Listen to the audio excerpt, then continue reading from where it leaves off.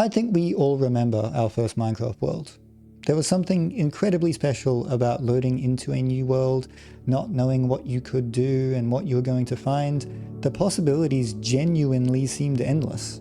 For me, in the year of our Lord 2011, I opened that game after seeing it at a few friends' houses and after begging my mum to buy it for me, and I just experimented for hours. Now, this was version beta 1.7.3. At this point, there was very little telling you what to do and how to do it, at least within the game itself. Compared to today's version of the game, it feels incredibly featureless. There was exactly one structure in the game, and it was the monster room with a simple, singular mob spawner and 2 chests. The game had no end and no ending. You literally didn't have a goal. Hell, hunger and sprinting weren't even in the game. You could walk, jump, swim, and that's about it. When I play beta 1.7.3 now, I must admit that the people that refer to that era as the golden age of Minecraft don't really make much sense to me. I just feel like there's very little to do.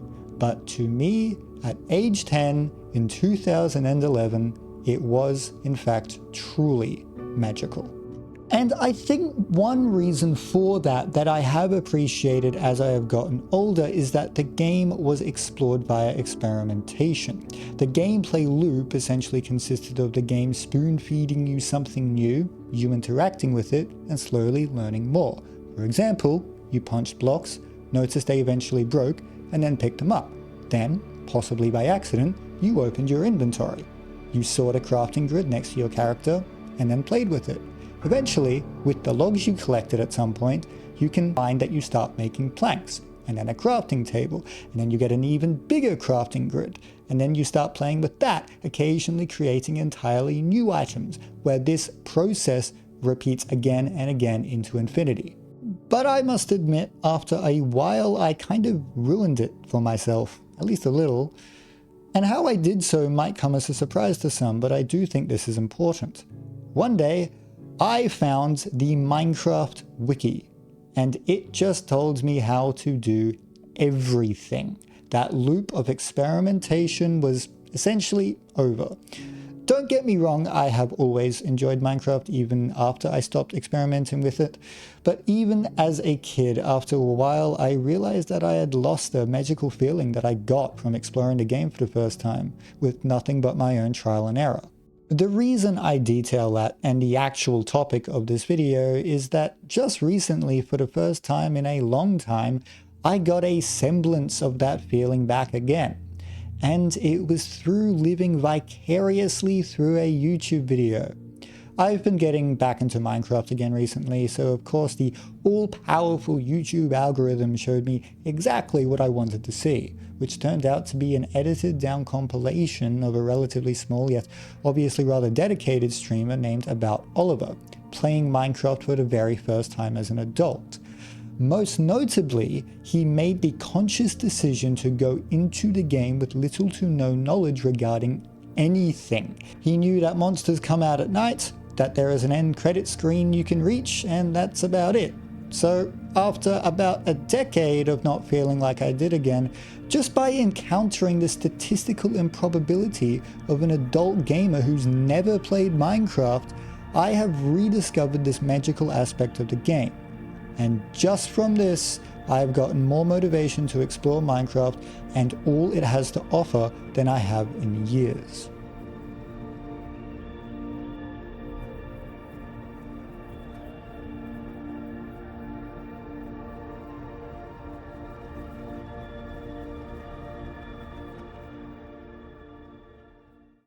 Many of us have showed Minecraft to someone new in the past. I myself hold the memory of showing one of my best childhood friends the game for the first time, and seeing as he went from, "What the hell? This game looks terrible," to being utterly fascinated by it as I was. About Oliver's first few hours exploring the game was more or less the same. We see him load on, run around not knowing what to do, finally punch a tree, ask the age-old question of, why isn't this tree falling down? It's kind of weird how this just stays and doesn't fall down. Try to build a house before nighttime, fail, and then die. We also see a number of certified Minecraft moments, which long-time players will of course get a good chuckle out of. My favorite being... Let me try with the coal now. It's also interesting to see the order in which a new player figures out new things in the game in a modern version. Notably, Oliver figures out how to use a campfire before he figures out how to use a furnace. I had never fathomed that this could be the case, given that the furnace was one of the first items I ever created in Minecraft. But thinking about it, it does make sense.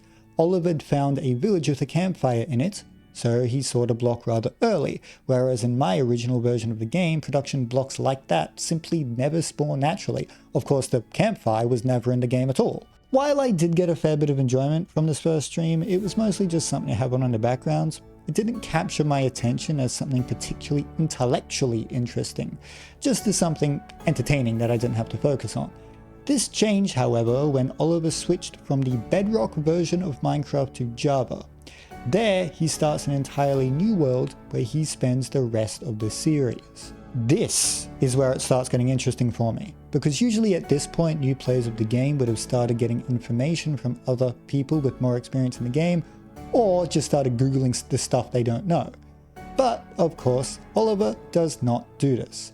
He figures out everything on his own. And I just want the viewers of this video to think about what that truly means for a second. The simple way in which crafting works is by no means hard to figure out, especially now that the game has a recipe book. But let's think about something relatively common yet not entirely obvious within the game. Farming. How does one grow wheat? That isn't in the recipe book. This isn't communicated directly to the player at all.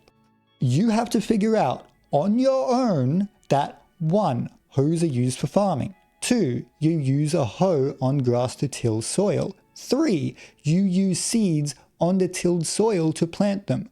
4. Soil needs to be near enough to water to not go back to being grass.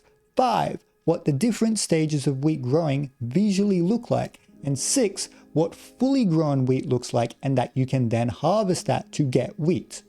This is by no means impossible to figure it out.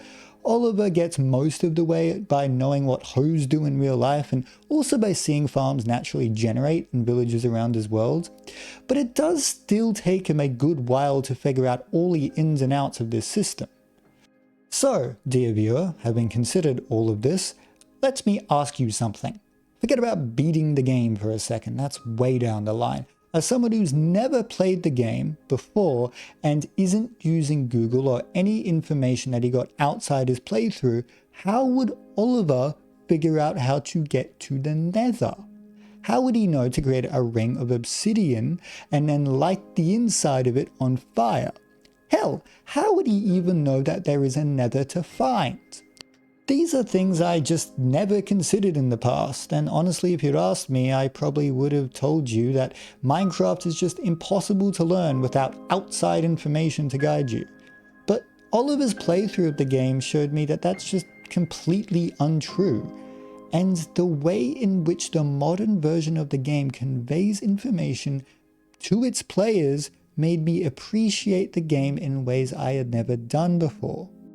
About Oliver uses the advancement system, previously known as the achievement system, to give himself any semblance of direction in the game. Though this usually doesn't tell him exactly what to do or how to do it, it does point him to where he will find more content to explore. So, if we return back to our Nether example, after acquiring diamonds, he does see the achievement "We need to go deeper," the achievement gotten when you enter a Nether portal. Its description is simply, build a portal to the Nether. From this, Oliver receives several pieces of information. 1. There is a thing called the Nether, and given that you can build a portal to it, it is a location you can go to. 2. Given that it's shown after diamonds have been found, going to this place does require diamonds. Maybe diamonds are actually required to go there, or it's just a very difficult place to be and you probably will need diamond tools and armor. 3. The icon of the achievement is a block of obsidian, so obsidian is somehow related to going there. Okay, so that's all well and good, but how the hell is Oliver meant to figure out that you have to build a ring of obsidian and then light it on fire?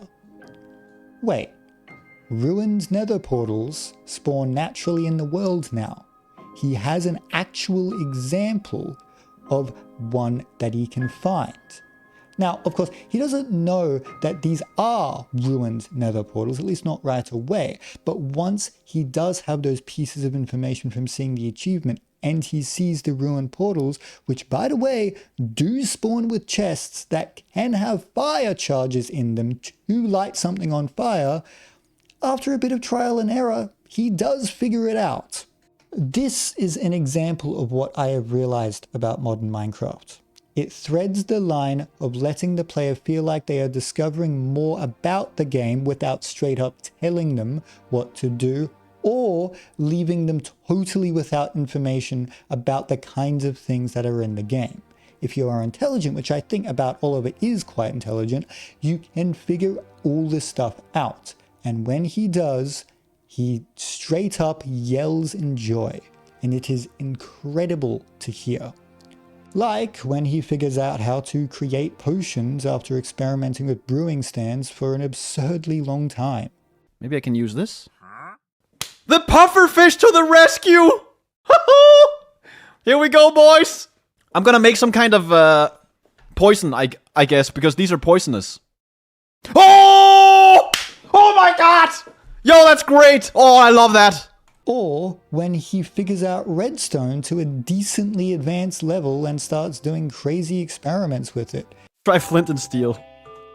What's gonna happen? Oh!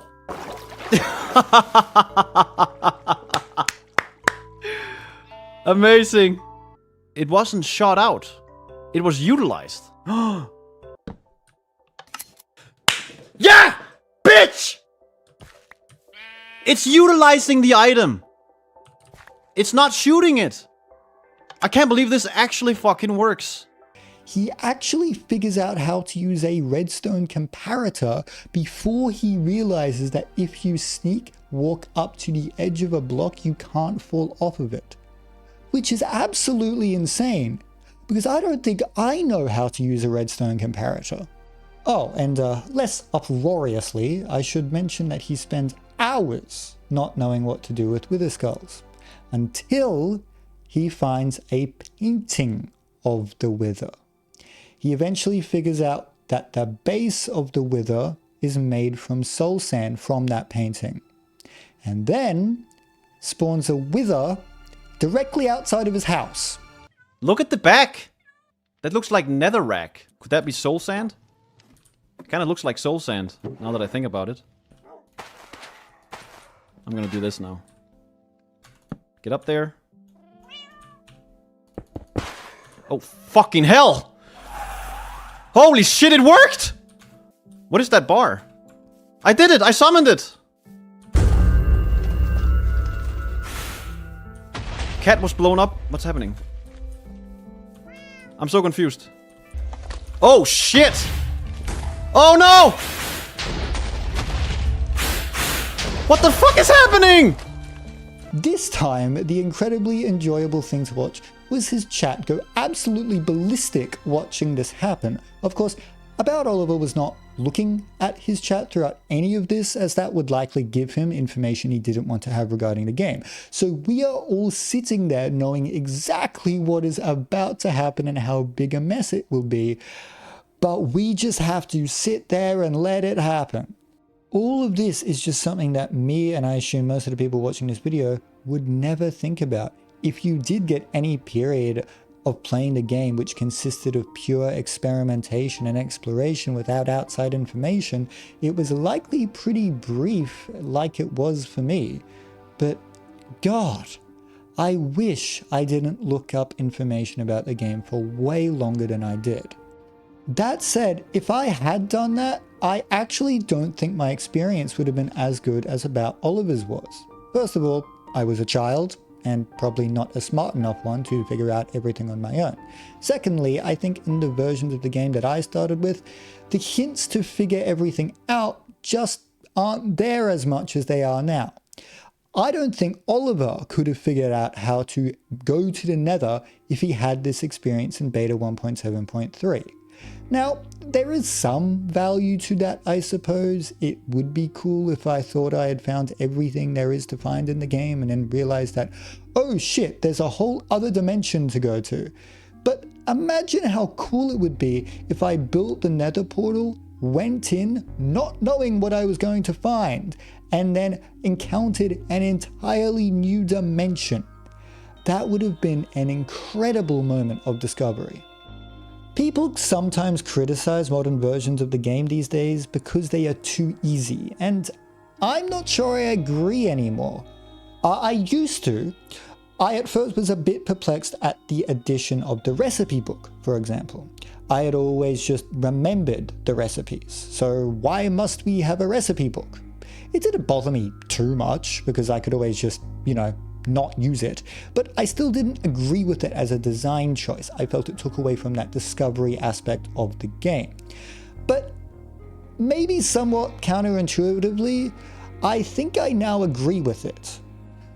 When I played the game for the first time, there was much less content in it than there is now. Additionally, most of the things you could do in the game were just through the crafting system. So at that point, it made sense to allow the player to experiment and figure it out all on their own. Now, however, where there is so much content not directly linked to the crafting system in the game, I actually think the change makes sense. There is already so much that's quite hard to figure out how to do, as Oliver's playthrough shows. You don't need to add near infinite amounts of trial and error to the crafting system to that. And the game, at least in Java, doesn't show you recipes until you have acquired the items necessary to use them, meaning that there is still some level of progression and discovery within the game. Now, I'm not saying that Minecraft is perfect at giving its players information in a rewarding way. I think, for example, the beacon is more or less impossible to figure out without outside assistance, which is, as a matter of fact, one of the only things that Oliver never figured out how to do, at least within the series that I watched. But I mean, how could it be perfect at cryptically giving over information to the player in a rewarding way all the time? So I still think it's really impressive nonetheless.